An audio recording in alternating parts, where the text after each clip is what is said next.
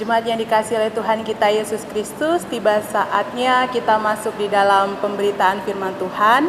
Untuk itu, mari kita mempersiapkan diri kita masuk dalam doa. Mari kita berdoa. Allah Bapa kami yang bertata di dalam kerajaan surga, firman-Mu adalah pelita bagi kaki kami dan terang bagi jalan kami. Untuk itu ya Tuhan, pada malam hari ini, kami hendak membaca serta merenungkan firman-Mu, sehingga kami dapat menemukan tuntunan di dalam kehidupan kami, tentang bagaimana kami harus menjalani hari-hari kami ke depan. Untuk itu Tuhan, karuniakanlah Roh Kudus-Mu atas diri kami masing-masing, sehingga kami dimampukan untuk memahami firman-Mu. Dalam Kristus Yesus, Sang Firman yang hidup, kami berdoa. Amin. Jemaat yang dikasihi oleh Tuhan kita Yesus Kristus, sesuai dengan SBU, pembacaan kita pada malam hari ini diambil dari kitab Hosea 11, ayatnya yang ke-5 sampai yang ke-7. Hosea 11 ayat 5 sampai yang ke-7 menyatakan demikian. Mereka harus kembali ke tanah Mesir, dan Asyur akan menjadi raja mereka. Sebab mereka menolak untuk bertobat. Pedang akan mengamuk di kota-kota mereka, akan memusnahkan palang-palang pintu mereka, dan akan memakan mereka di benteng-benteng mereka. Umatku betah dalam membelakangi aku. Mereka memanggil kepada Baal dan berhenti meninggikan namaku. Demikian pembacaan firman Tuhan. Terpujilah Kristus Yesus. Haleluya. Haleluya. Haleluya. Haleluya. Jemaat yang dikasihi oleh Tuhan kita Yesus Kristus, tema bacaan kita pada malam hari ini yaitu membelakangi Tuhan berarti hukuman. Nah, untuk mengawali renungan kita pada malam hari ini, saya hendak bertanya kepada Bapak Ibu serta saudara-saudari sekalian. Pernahkah di dalam kehidupan Bapak Ibu serta saudara-saudari yang dikasihi Tuhan, pernah mengalami yang namanya sebuah pengkhianatan atau istilahnya pernah dikhianati? Adakah yang pernah mengalami hal seperti itu? Dikhianati oleh orang yang sudah kita kenal akrab. Entah itu teman kita, entah itu sahabat kita, atau mungkin pacar bagi anak-anak muda, atau mungkin justru kerabat dan keluarga kita sendiri. Pernahkah? Coba kita sejenak mengingat. Pernahkah Bapak Ibu, bahkan mungkin saya dikhianati oleh seseorang yang sudah kita kenal akrab di dalam kehidupan kita? Nah, setelah kita mengingat, saya kemudian bertanya, kalaupun Bapak Ibu pernah merasakan, berarti pernah atau istilahnya tahu rasanya bagaimana. Tapi kalau Bapak Ibu tidak pernah mengalami hal ini, coba bayangkan misalnya Bapak Ibu itu dikhianati oleh seseorang. Bagaimana rasanya? Nah, tentu ketika kita dikhianati oleh orang yang sudah kita kenal akrab, kita akan merasa sedih, merasa sakit hati, merasa marah, bahkan kecewa terhadap orang tersebut. Mengapa? Karena kita selama ini sudah mengenal akrab, sudah menganggapnya sebagai teman dekat kita, orang terdekat kita, tapi apa yang dilakukan? Kita justru dikhianati, dan tentu itu membuat kita merasa kecewa, sakit hati, bahkan marah terhadap orang tersebut. Nah, lalu apa yang terjadi kemudian? Tentu ketika ada salah seorang yang berkhianat, itu akan mempengaruhi hubungan yang selama ini terjalin. Kalau selama ini terjalin dengan akrab, dengan dekat, hubungan itu akan menjadi retak, akan menjadi hancur.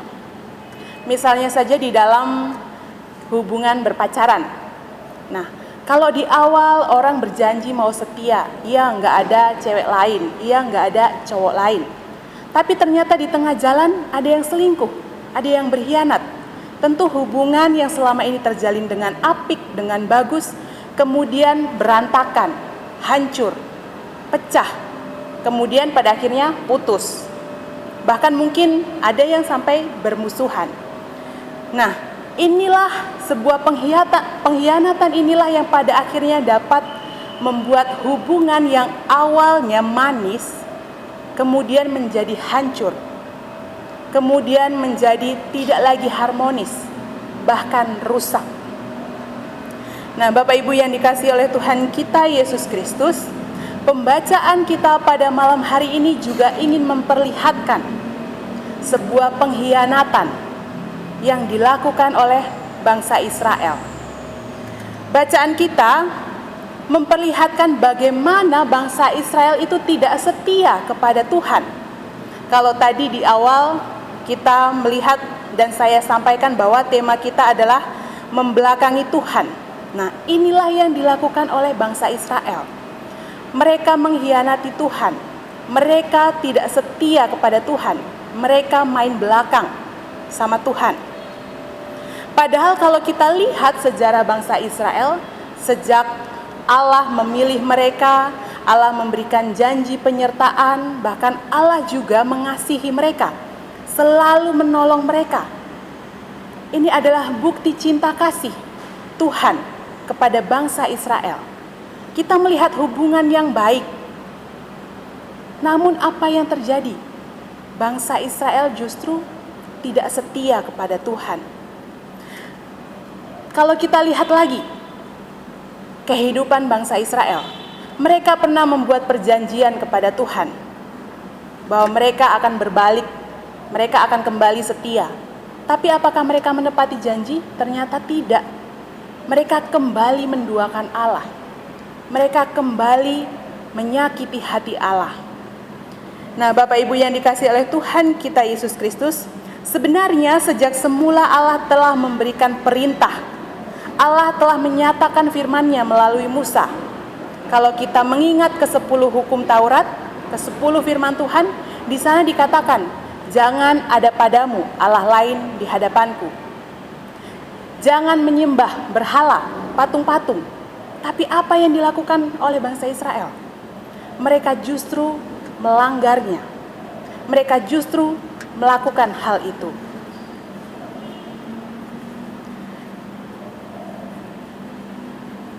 Bapak Ibu yang dikasihi oleh Tuhan kita Yesus Kristus, coba sekarang kita lihat pada ayat yang pertama sampai ayatnya yang keempat. Perikop sebelum bacaan kita pada malam hari ini. Di situ kita akan dengan jelas melihat dan menemukan apa yang dilakukan oleh bangsa Israel. Yang dilakukan oleh bangsa Israel, mereka justru meninggalkan Allah. Mereka justru memberikan persembahan kepada Baal dan patung-patung. Mereka lupa bahwa Allah Israel adalah Allah yang selama ini menyelamatkan mereka. Allah yang selama ini memberikan kasih setia kepada mereka, yang menyembuhkan mereka, bahkan melepaskan mereka dari musuh-musuh. Tapi bangsa Israel sama sekali tidak mengingat hal itu. Mereka lupa. Bahkan mereka justru menyembah Allah lain, menyembah Baal, menyembah patung-patung. Dan secara jelas ini merupakan larangan. Larangan yang Tuhan berikan kepada bangsa Israel. Tapi justru itulah yang mereka lakukan. Lalu apa akibatnya kemudian? Nah, inilah yang disampaikan dalam perikop kita pada malam hari ini. Bagaimana Allah kemudian akan membuat bangsa Israel kembali ke tanah Mesir. Mereka akan dipimpin oleh Asyur. Mereka akan mengalami peperangan. Dan peperangan itu akan memporak-porandakan bangsa Israel. Bahkan mereka akan banyak yang mati. Inilah yang dikatakan dalam ayatnya yang kelima sampai yang keenam. Dan ini berarti bahwa ketika mereka kembali ke tanah Mesir, mereka akan kembali mengalami penyiksaan. Mereka akan kembali menderita. Mereka akan kembali menjadi budak. Tentu ini sebuah hal yang sangat tidak mengenakan, tidak mengasyikkan. Tapi kita melihat bagaimana ketika ada umat Allah yang tidak setia kepada Tuhan, Tuhan tidak segan-segan memberikan hukuman. Dan inilah yang akan dialami oleh bangsa Israel. Karena sebenarnya Tuhan sudah mengingatkan mereka Tapi ternyata mereka tidak mau kembali. Dalam ayatnya yang 7 dikatakan, umatku betah dalam membelakangi aku. Mereka memanggil kepada Baal dan berhenti meninggikan namaku. Itu artinya bagaimana Israel justru nyaman menyembah Allah-Allah lain. Mereka sama sekali tidak ingat siapa Allah mereka sebenarnya. Allah Israel yang selama ini mengasihi dan juga menolong mereka di dalam kehidupan yang mereka jalani. Nah, Bapak Ibu yang dikasihi oleh Tuhan kita Yesus Kristus, melalui perikop ini kita sama-sama belajar tentang beberapa hal yang dapat kita teladani di dalam kehidupan kita masing-masing. Nah, hal pertama yang dapat kita pelajari adalah bagaimana kita harus melihat sejarah kehidupan kita untuk menemukan dan mengingat kasih Allah. Kalau tadi dalam bacaan bangsa Israel melupakan kasih Allah yang senantiasa menolong mereka, kita jangan tiru itu. Tapi sekarang kita coba lihat. Kita coba lihat ke belakang dan menemukan berbagai hal. Banyaknya kasih Tuhan, banyaknya pertolongan Tuhan yang nyata di dalam kehidupan kita ketika kita mengalami pergumulan. Nah, dengan demikian kita akan senantiasa dimampukan untuk bersyukur. Kita akan senantiasa dimampukan untuk terus mengingat Tuhan, bahwa Tuhanlah Allah yang baik. Tuhanlah Allah yang satu-satunya selalu setia kepada kita dan menolong kita. Itu adalah hal pertama yang dapat kita pelajari bersama. Lalu, hal yang kedua yang juga kita dapat pelajari adalah bagaimana kesetiaan kita kepada Tuhan itu selalu diperhitungkan oleh Tuhan. Dalam perikop ini kita melihat bagaimana Tuhan memperhitungkan kesetiaan bangsa Israel. Ketika bangsa Israel tetap melakukan tindakan yang melanggar perintah Tuhan dan membelakangi Allah, mereka tidak setia kepada Allah, Allah tidak segan-segan menghukum mereka. Dan itu juga bisa terjadi di dalam kehidupan kita. Kalau kita tidak setia kepada Allah, Allah mungkin akan memberikan penghukuman kepada kita sehingga kita bisa bertobat dan berbalik kepadanya.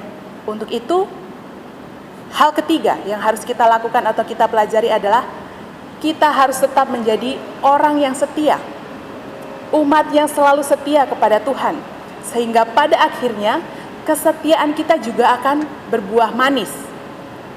Kita akan beroleh berkat, kita akan senantiasa dilindungi. Bahkan ketika nanti ada pergumulan di dalam kehidupan kita, kita mengingat bahwa ada Tuhan yang selalu setia dan akan menolong kita. Nah, Bapak Ibu yang dikasihi oleh Tuhan kita Yesus Kristus, membelakangi Tuhan hukuman. Ini adalah sebuah tema yang cukup baik mungkin untuk kita renungkan bersama, bahwa ini ingin mempertanyakan iman kita, bagaimana kesetiaan kita terhadap Tuhan. Untuk itu, mari kita terus mengingat kebaikan Tuhan di dalam kehidupan kita, sehingga kita tetap dimampukan untuk menjadi umat Tuhan yang senantiasa memberikan diri dengan setia untuk melayani Tuhan di tengah-tengah kehidupan yang kita jalani. Kiranya Tuhan memampukan kita untuk senantiasa menjadi umat-Nya yang setia. Tuhan memberkati kita. Amin. Ya Bapak Ibu yang dikasihi oleh Tuhan kita Yesus Kristus, kita akan masuk di dalam doa. Untuk itu marilah kita berdoa. Tuhan, kami bersyukur ketika pada malam hari ini Engkau boleh kembali mengingatkan kami melalui firman Tuhan yang telah kami baca dan kami renungkan bersama. Terima kasih karena Engkau mengingatkan bahwa sebagai umat-Mu, kami harus menjadi umat yang terus taat dan setia terhadap Engkau. Kami tidak boleh meninggalkan Engkau, bahkan membelakangi Engkau Tuhan. Tetapi kami harus terus memberikan diri untuk menjadi pelayan bahkan umat-Mu yang senantiasa setia sampai akhir kehidupan kami. Ya Tuhan, di malam hari ini kami ingin hendak berdoa, kiranya Engkau senantiasa memberkati kehidupan kami masing-masing, dengan kehidupan rumah tangga dan keluarga kami masing-masing. Berkatilah kami Tuhan, berikan kami kesehatan dan kekuatan, mampukan kami agar kami dapat senantiasa melihat karya dan kebaikan-Mu di dalam kehidupan kami, sehingga kami pun dapat terus mengucap syukur kepadamu. Kami ingin memberikan seluruh kehidupan keluarga kami ke dalam tangan-Mu. Tuhan, kiranya Engkau yang memimpin, sehingga setiap hal yang kami lakukan pada akhirnya boleh berada dalam kehendak-Mu dan boleh membawa kemuliaan bagi nama Tuhan. Kehidupan kami yang mungkin saat ini tengah berada di dalam pergumulan, Tuhan, kami datang memohon kepadamu. Kiranya Engkau mau datang di dalam kehidupan kami. Engkau mau menguatkan kami dan memberikan kami pengharapan, sehingga di tengah segala pergumulan, kami dapat melihat bahwa Tuhan akan senantiasa menopang, bahkan memberikan jalan keluar bagi kami. Secara khusus ketika kami adalah keluarga-keluarga yang terdampak dari pandemi COVID-19 ini. Tuhan, kiranya Engkau senantiasa menguatkan kami dan ajarkanlah kami untuk senantiasa mempertaruhkan kehidupan kami ke dalam tangan-Mu. Pada malam hari ini Tuhan, kami juga teringat untuk setiap jemaat, bahkan dengan para pelayan yang ada di GPIB Maranatha Denpasar. Tuhan memberkati semua, mulai dari ketua majelis jemaat, para pendeta jemaat, anggota PHMJ, para majelis jemaat, para karyawan kantor, bahkan setiap jemaat dengan kehidupan keluarga mereka masing-masing. Tuhan berkati semuanya, sehingga pada akhirnya kami dapat terus merasakan tuntunan Tuhan. Kami dapat terus merasakan pertolongan Tuhan yang hadir di dalam kehidupan kami. Kami juga teringat untuk masyarakat sekitar kami, di mana kami berada, yaitu di daerah Denpasar dan sekitarnya. Tuhan, kiranya Engkau juga memberkati setiap kehidupan yang ada di tengah-tengah masyarakat kami, sehingga kami sebagai masyarakat dapat saling menopang satu dengan yang lain, saling mendukung satu dengan yang lain, dan kami dapat hidup bersejahtera karena Tuhanlah yang memimpin kami. Begitu juga dengan para pemerintah, baik yang ada di kota ini maupun yang ada di negara ini, Tuhan. Tuhan juga memberkati semuanya, bahkan para pemimpin dunia Tuhan berkati, sehingga pada akhirnya melalui mereka, kehidupan dunia ini boleh dipimpin dengan baik, dan setiap makhluk yang ada di dalamnya boleh merasakan sukacita dan sejahtera. Inilah doa kami Tuhan, inilah kehidupan kami. Kami mau memberikannya ke dalam tangan-Mu, dan kiranya Engkau mau mendengarkannya dan mau menjawabnya. Dalam Kristus Yesus kami berdoa. Amin.